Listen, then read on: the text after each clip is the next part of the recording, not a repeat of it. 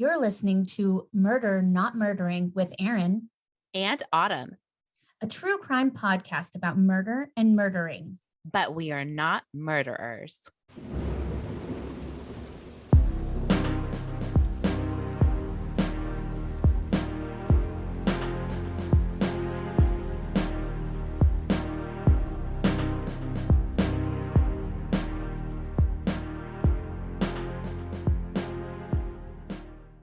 And we are back with Murder Not Murdering with Autumn and Erin. Yay, I did it. You did it. Autumn welcomed us back, you guys. This is big news. It is. If you've been a loyal fan, you know, I just don't do that. No.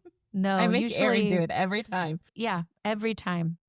Or unless she seriously leaves me in silence, and then I'll sometimes bring it. Sometimes I think it's good to do that, to throw you like a little baby bird out of the nest and be like, you have to do it. Dang. Throwing you in the pond and seeing if you can swim. I'm an excellent swimmer. You're not. That is actually true. I am a terrible swimmer and Autumn can swim well. Very well. Facts. I'm not. I love being on the water or in the water where my feet can touch. Yeah. That's about it. You can throw me in the ocean. You can throw me in a creek, a lake, or whatever. I love But the you water. Can't make her talk on demand. No, that is true. So that's the we difference. balance each other out. Yeah. Next week, I am going to be doing a local case because you know how we're always hustling and trying to ask you guys for cases. Well, I got my case from our regular that I talked about last week. He sent me a bunch of information. I just need to do a bit more research, so I didn't have it in time for this week, but it will be out next week. So thank you, Jamil. I cannot wait. Not in a happy way, though. I'm excited that I'm doing a case that someone had given me, but not excited about the murder itself. No. I mean, you're not a psycho, so. Not today. Not today. But I also have some information. So Lay it on me. Jodi Huisentruit docuseries is out. It's on Hulu, so you can stream that now on Hulu. Awesome. And there's a new series called Amy is Missing on Netflix, and it's the Amy Bradley story, which we covered in the second episode we ever did on Murder Not Murdering. That is right. Let me tell you, it was Tell me. So good, Erin. And it was just so much information that never before known information. So when I did that case, gosh, almost 4 years ago at this point, it was really hard to find a lot of the pieces of information because people were talking anonymously. Nothing was confirmed. It was all speculation. And in the series, the Navy man who reported his sighting in the brothel but stayed anonymous because of his Navy career, he was actually interviewed. Oh. Yellow was actually interviewed. And there was some information that was brought to the case that never before heard, such as Amy was in a relationship with a woman. Oh. She had a girlfriend. Okay. And her parents did not approve of her being in a relationship with another woman. And so that was something that was never released to the public until this docuseries. Yeah. And in my opinion, it changed a lot of things, because if Amy was into women and she was dancing why was with these men, Yeah. it was most likely just having fun. She wasn't interested in these men in a sexual way. Yeah. And where it was insinuated that she was, though, that she was Mhm. kind of, from what I remember, they insinuated that she was pretty promiscuous. Yes, which wasn't the case. So to me, it changes a lot, because she could have been hit on by these men and turned them down, and that pissed them off. Yeah, very likely. So there's just a lot. I really recommend going and watching that, not just because we covered the case, but it's truly a case that I think about all the time. I Yeah. really truly hope that her family can get some answers and we can find out what actually happened to her. Yeah, I'm also gonna watch the Jodi documentary too, so that we can talk about it next week. Yes, I haven't watched it yet. I just Oh, saw that good, it came out. So that's going to be good. something I binged this week Yeah, and we can talk same. about it on the podcast. Awesome. Well, we will do that for next week. So I recommend checking those out. Yeah. I mean, and also the Idaho 4 case, which we Mm. haven't really talked about on this podcast We have because touched a there little was, bit. yeah, there was just not enough information to speak on because of the gag order and we were waiting for the trial. But since Yeah, he pleaded guilty I know. and he is going to be sentenced this week, I feel that the docuseries that's out, the Idaho 4 one, is also a good one to watch. It was his Ethan Chapin's family is in it, and so is Maddie Mogen's family. So Mhm. there's a lot of firsthand accounts and information and the friends, and it was a sad, sad documentary, but it was really well done. Well, that's good. I mean, Yes. and none of them are really happy, unless you kind No, of had no, of some sort of course not. if there's a conclusion. But for us, especially, to learn the facts and Mhm. more of the deep down, dirty, nitty gritty bits is really it's interesting. It makes it fascinating, right, to watch it unfold in that way and to uncover information that just was not out there for the public. No, so as sad as and honestly, like, a lot of people have mixed feelings about not going to trial, and they're like, "Well, he would've, had to say what he did." No, that's actually not true. He would have been pleading that he was innocent, and they would have had to proven him guilty. This way, he's And confessed, even still, known the we wouldn't motive. yeah, and we would yes, exactly. I think that's the Even if he biggest was found guilty, they yeah. wouldn't have made him tell us his motive. Well, that's the difficult part is when something so horrific happens, you wanna try to rationalize it in some way, and a lot of times there is not a rational reason or you're not given, and it leaves things still feeling unended. Even if you Mhm. know parts of it, it still feels unended in a way and not wrapped up in a perfect package. For me, I always I as you all know, I like solved cases. I like to know what happens in the end. A lot of times Autumn is so good about doing the unsolved and the missing and all of that, but that frustrates the fuck out of me. I know. Don't think it doesn't frustrate me. I just want to tell people so that Yeah, more people are looking into it because I want the answers. for sure. For sure. I mean, I've done a few now that are unsolved, but man, You're I not want gonna like mine tonight. awesome. Gee, I can't wait. I know. I'm And you go sorry. second this time, so I Yes. will have to wait. Yes, you will. Well, I have a pretty good one tonight, sticking to my old-timey crimey, uh, cases, but this one is one that I had never heard of, that's kind of based on a really, really famous duo, so I think it's time for me to jump right in. I'm ready. I'm sitting here, cannot wait. Okay, this is Iron Irene's Final Ride. Okay, first of all, I really like the headline. So Thank you. Thank you. let's give you an A plus for that, and I'm ready. Okay. Well, before Bonnie and Clyde, there was Irene and Glenn, two star-crossed fugitives whose crime spree embodied love, desperation, and tragedy. In the waning days of 1929, America was paralyzed by the Great Depression. In Pennsylvania, one family's poverty escalated to violence, and a nation's attention turned towards a woman forged of steel. Her nicknames were Trigger Woman, Iron Irene, and the Blonde Bandit. Beneath those nicknames was a woman and a mother who only knew a life of desperation. Irene Crawford was born February 17th, 1909, in Benwood, West Virginia, the youngest of 8 surviving children.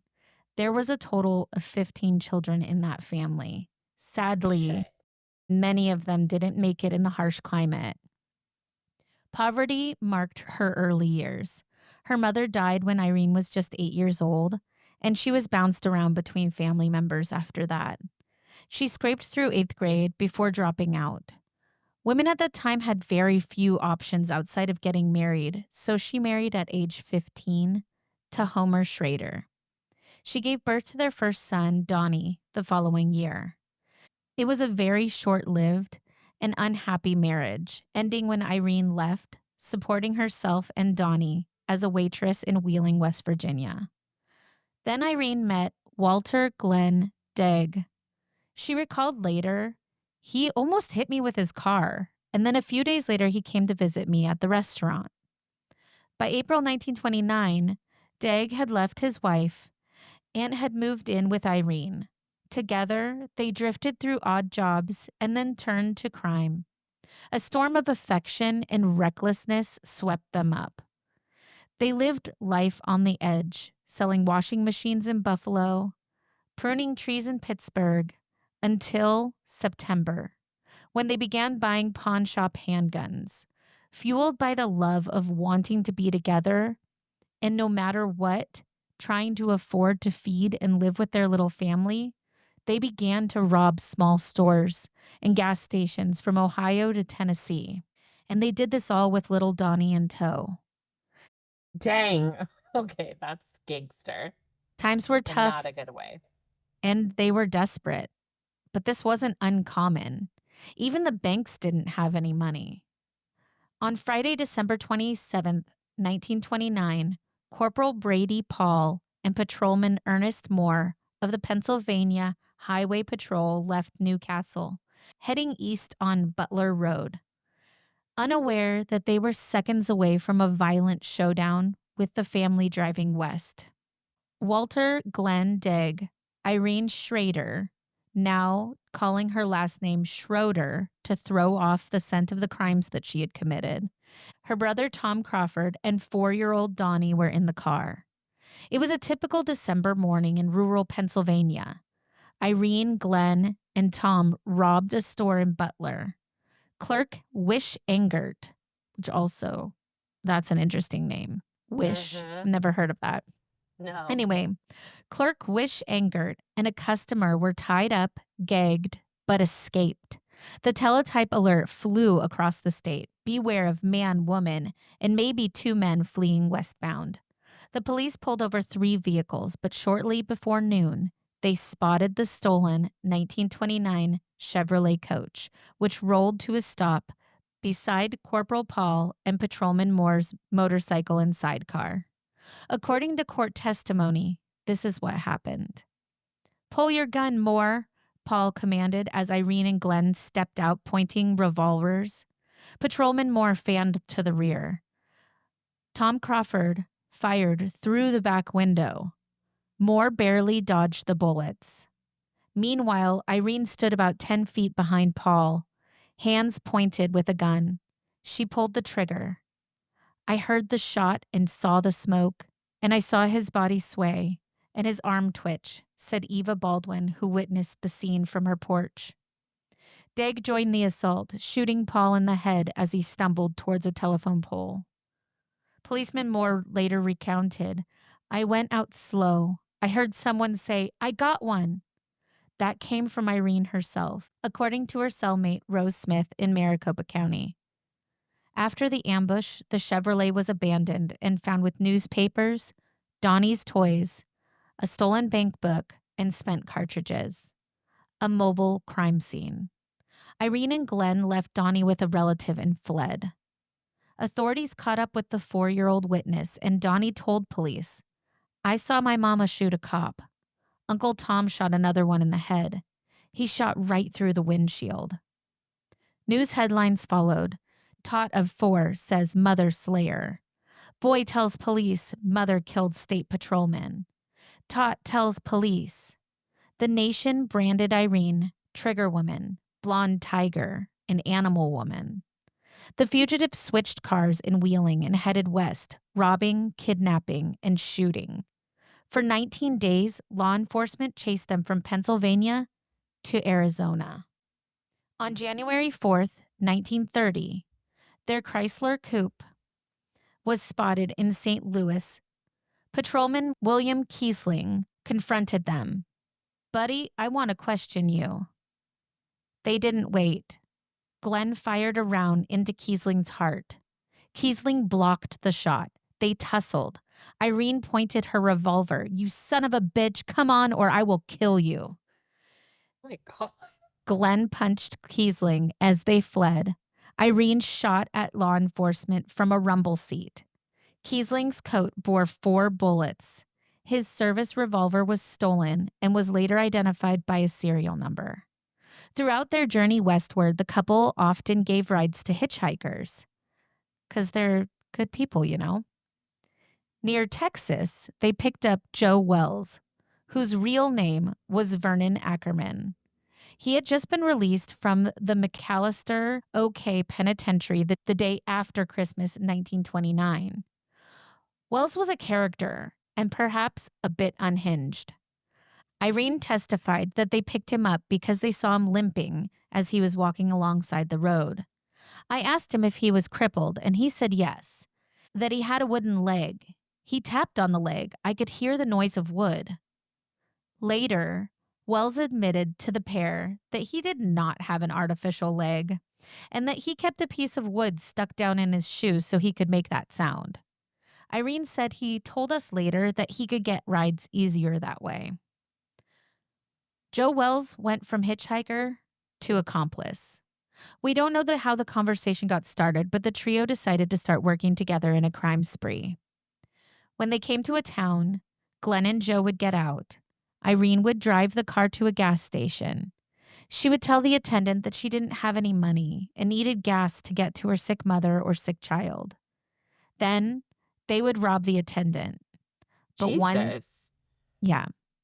one day, in the midst of this scam, Pinal County Deputy Sheriff Joe Chapman spotted her and asked her to see the car's title. She honked the horn. Glenn and Joe walked up, drew their revolvers, and forced Deputy Chapman into the car.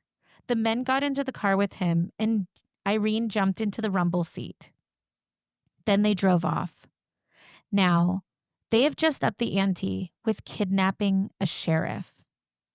Deputy Chapman managed to direct them in circles, and at one point they got the car stuck, and they pressed him into service, helping to dig out the car. He directed them to Chandler, where he thought officers might be waiting. Irene asked Joe to switch seats with her. She said he was hitting Chapman over the head with a blackjack once or twice until Glenn and I both made him stop and climbed into the rumble seat. Then he couldn't touch him. Deputy Chapman's hunch that authorities would be waiting in Chandler proved good. Maricopa County deputies Lee Wright and Shirley Butterfield spotted the car alongside the road. They blew their horn and signaled for the car to pull over. But when this proved ineffective, they rammed the car, bringing both vehicles to a halt in front of the San Marco Hotel. According to newspaper reports, this is when Joe fired at the officers. The same report says that all 3 had fired at the officers, but when Irene testified that the trio only had 2 revolvers, and when they were captured, police found that there were only 2 guns. The deputies returned fire. Wright was armed with a shotgun and Butterfield with a revolver. Deputy Chapman managed to escape in the shootout. He kicked the car door open and rolled out, attempting to drag Irene with him. Glenn quickly backed the car out, and they fled the scene. Deputies Chapman and Wright were wounded in the shootout. Wright, fatally. Deputy Butterfield was injured by flying glass from the car's windshield. Deputies and a local indigenous tracker named Sundust followed the fugitives. At 4 p.m., their ride came to an end. The officers found the Chrysler coupe abandoned beside the Gila River southwest of Phoenix. They crossed the river and fled into the desert on foot. Thanks to the tracker, they found them. A posse cornered them. They hid behind boulders where they engaged in a multi-hour firefight. When night fell, supplies low, and ammunition spent, they surrendered exhausted to deputies and Sundust. Between them, they had 8 rounds of ammunition left. Deputy Sheriff Hans Core reported finding 40 or 50 spent casings or shells in the area. Their dramatic arrest made national headlines. Newspapers depicted a comic book standoff, Harley-Davidson-style chase, bullets, and desert drama.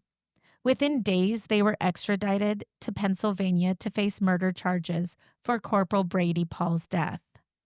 On March 12, 1930, the trial opened in Lawrence County. The prosecution called 77 witnesses, 4 of which were flown in from Arizona. The trial transcript spanned over 1,000 pages. From the gallery, Irene's sisters wept, but she snarled at them, "Shut up, you sissies, I can take it." Then asked if she was minded of the death sentence. She clutched Donnie's photo and said, "If I do go to the hot seat, Glenn will want to go. We will love each other always until the end." When pressed on her crime, she said, "No man will kill me. What else can I do?" On March 21st, 1930, Irene was convicted of first-degree murder. Her sentence pronounced a week later. Glenn's trial began March 24th, and by March 31st, he was also found guilty and sentenced to death. While appeals dragged on until February 1931, news focused on her young son, Donnie, who unwittingly sealed his mother's fate. His face was splashed in newspapers across the country. February 23rd, 1931, at Rockview State Prison, Irene prepared for execution in a gray imitation silk dress, beige stockings, black satin slippers. Her composure was striking. "The most courageous person I have ever seen at the edge of eternity was a woman. I believed she knew no fear," said executioner Robert G. Elliott.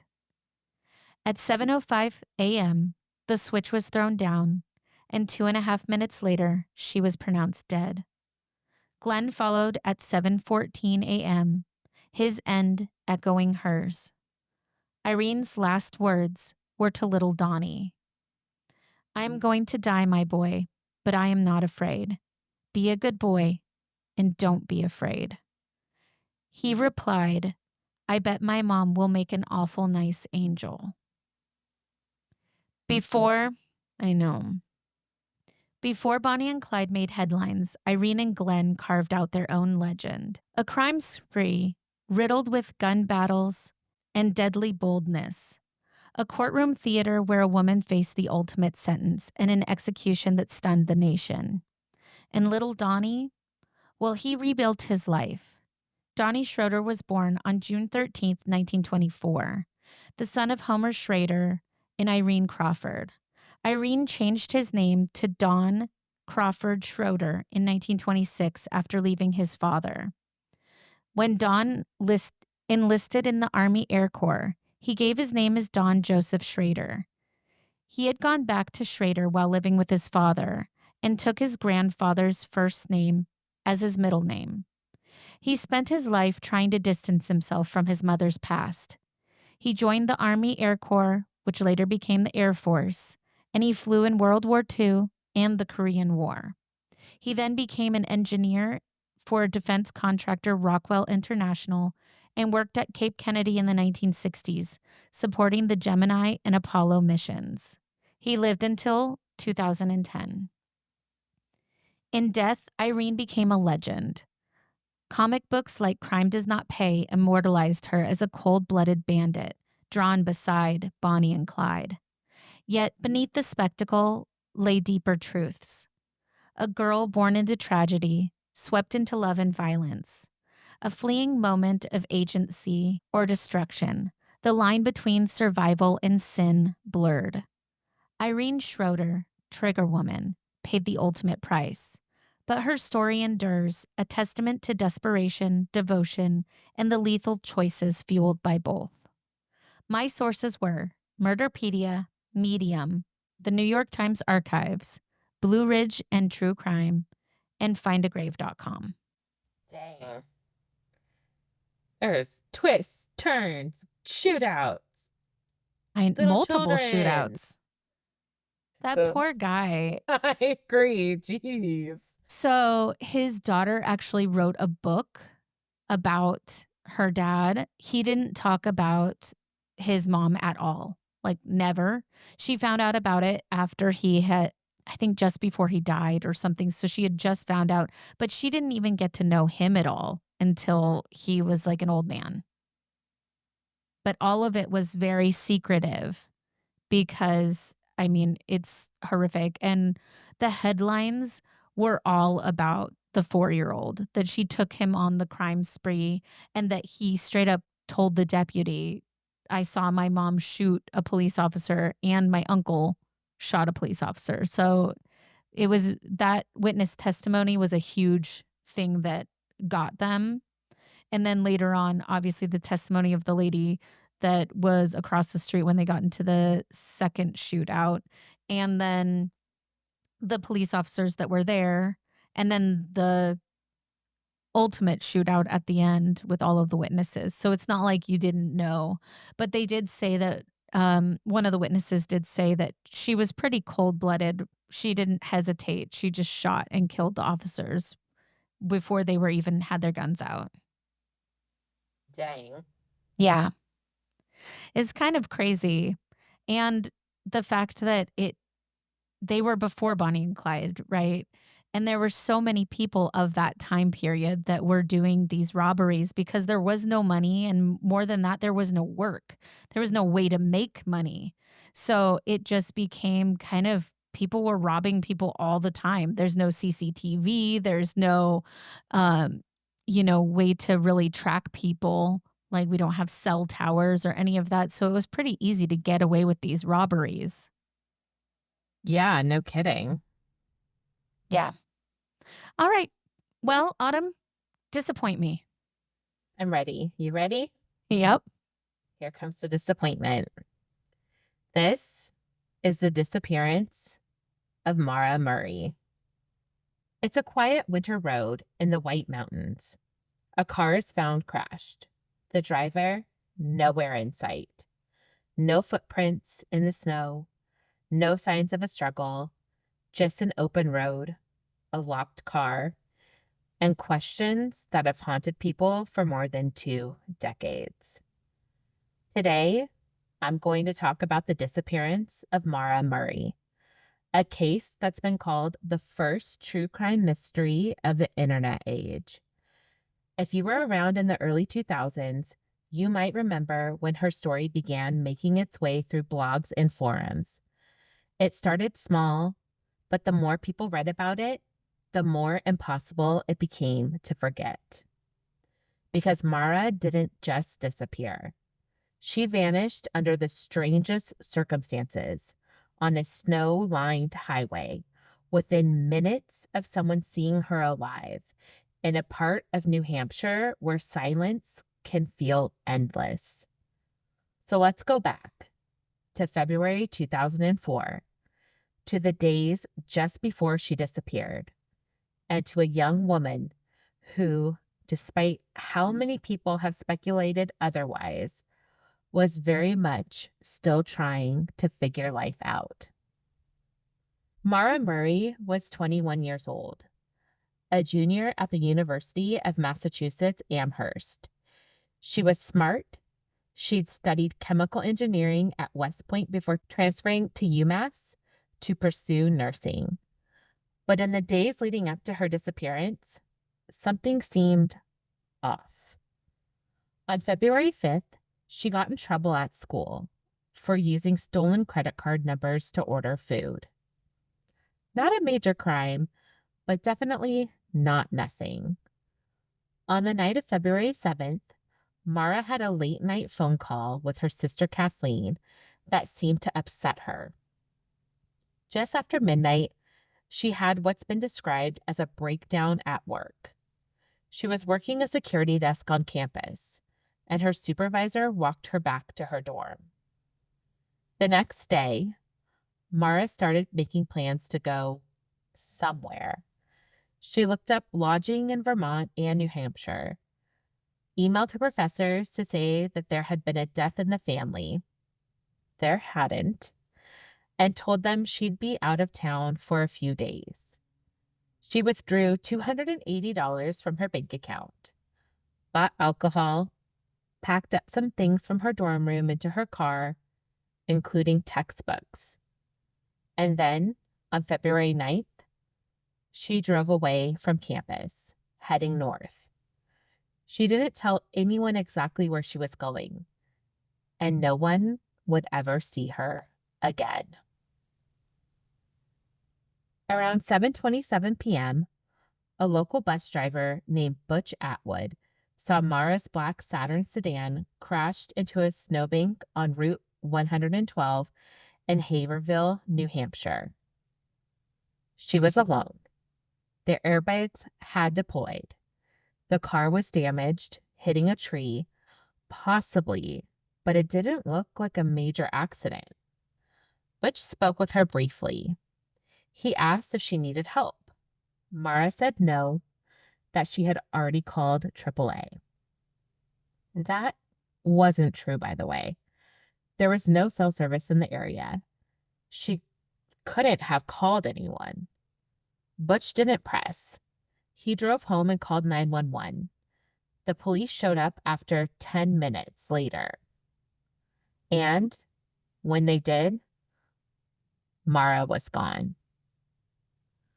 When police arrived at the scene, Maura's car was locked. Inside, they found her personal belongings, schoolwork, a box of wine, and the alcohol she'd purchased. But her phone, her wallet, and her debit card were missing. There were no footprints in the snow leading away from the scene, and no signs of a struggle. No blood, nothing. It was like she had evaporated. At first, the police didn't treat it like a criminal matter. They thought she might have run away or gone off the grid for a few days. Then where were her footprints? Where did she or run off to? Any evidence of her. Truly. They thought maybe she went to clear her head. But her family knew right away something was wrong. And as the days turned into weeks and then into years, it became clear. Maura Murray hadn't left to start a new life. Something had happened to her. Now, here are some theories. There are a few major theories in this case, and people have been debating them online for more than 20 years. Theory 1. Maura left on purpose. She was overwhelmed, maybe even planning to take her own life. There were personal stresses, legal trouble, academic pressure, family tension. But here's the thing. Her family strongly disagrees with this theory. Her sister Julie has said publicly that Maura was planning for the future. She'd packed school books. She wasn't spiraling. She was just taking space. Theory 2. She got in a car with someone else. This one's compelling because there's a very short window of time between the crash and the police arriving. That's what I was thinking too. I was like, someone pulled up. That's why you don't have footprints or anything. She just jumped into a car. Right. If someone picked her up, it had to happen fast.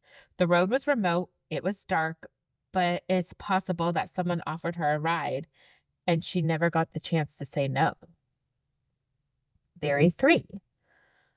She fled to start a new life.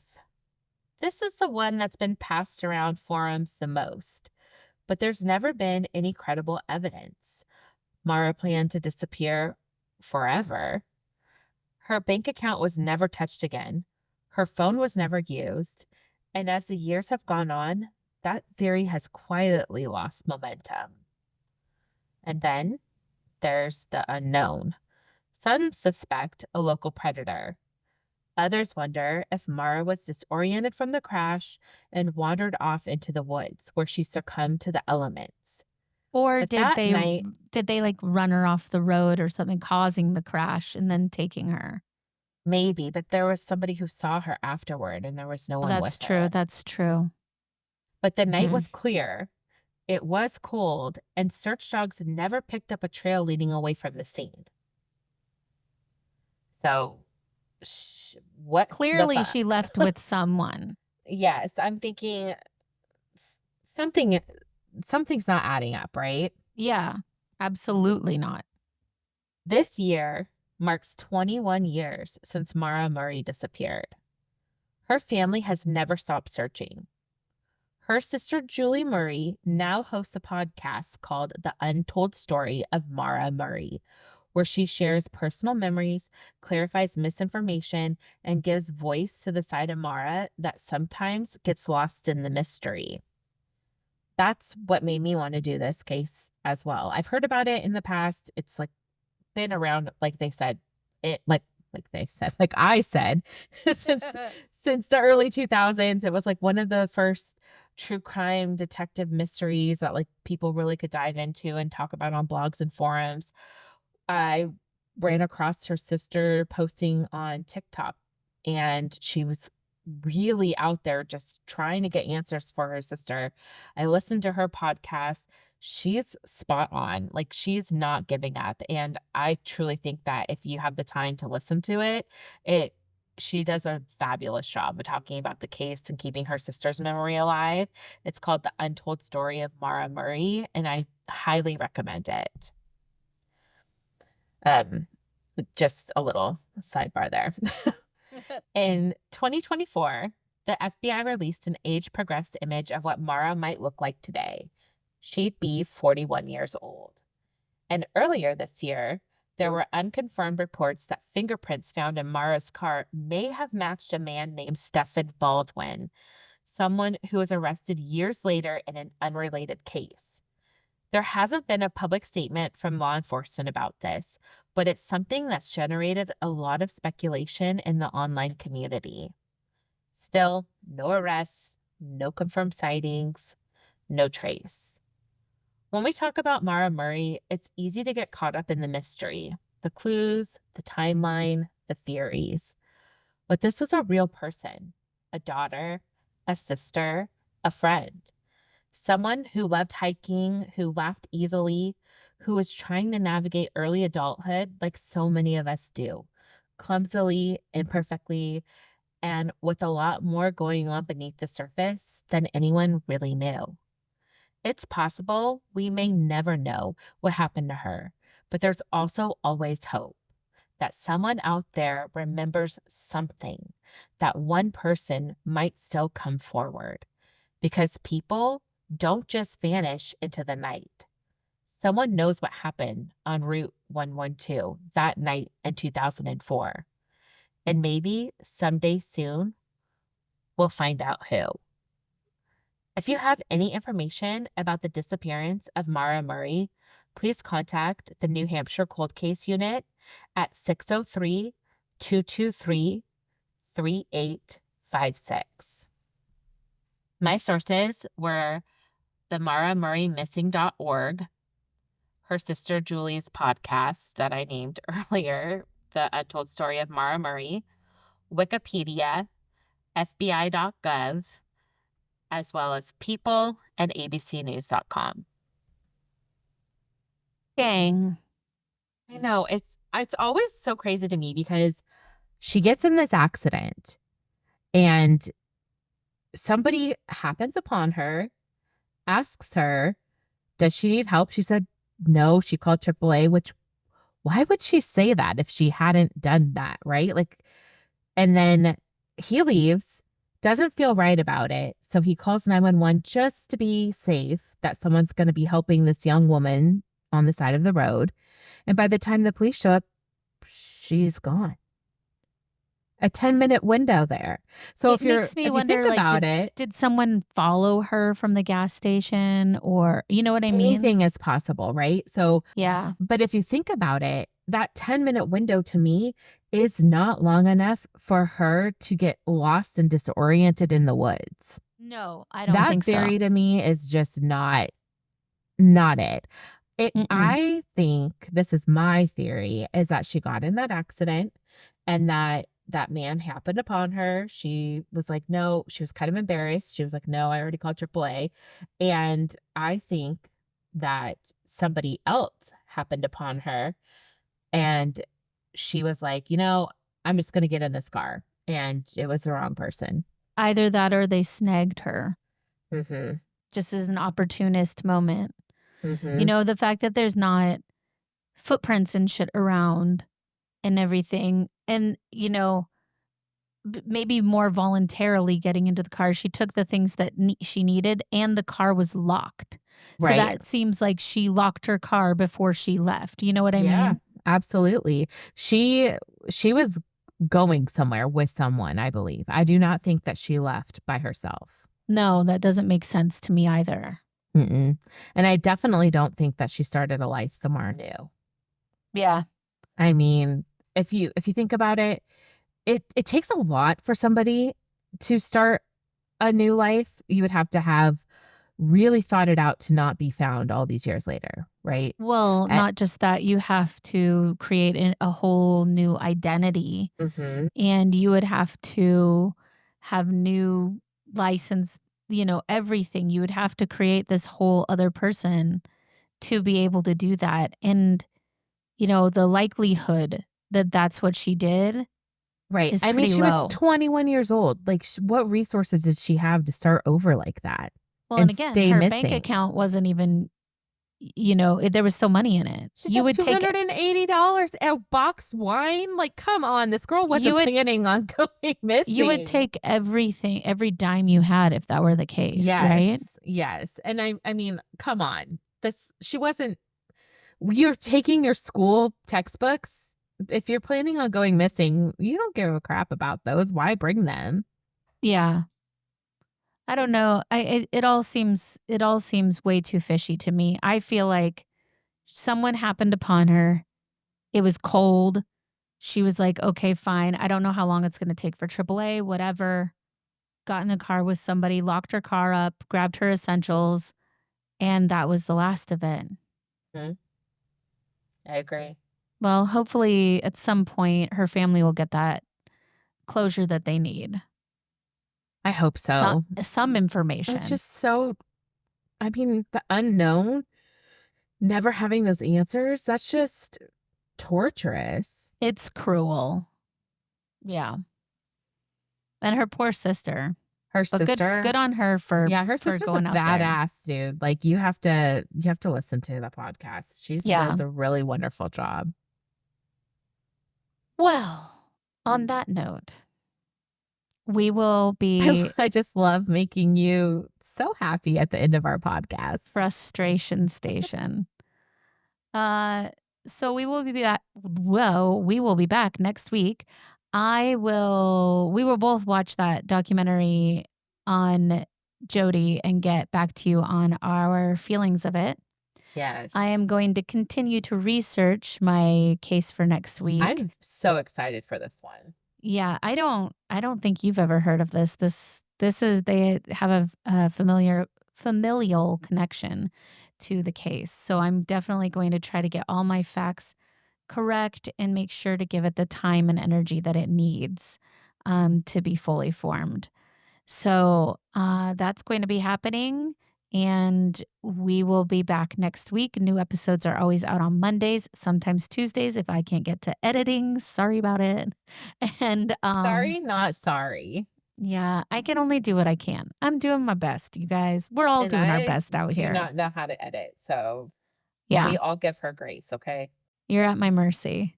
It's true. And I'm just thankful. You will not hear me complain. Well, that's good. All right, so we're gonna see you next week. Do check out our Insta because we will post pictures and more information on there, especially for Autumn's case, as you'll be seeing those photos. And I have just a few from mine. It was definitely a harder one to find photos from the late 20s. So, anywho's, we will be back next week. Thank you so much for listening. Tell your fucking friends and Tell them. Tell your murderful friends. tell your murderful friends, and we will see you next week. Bye. Bye.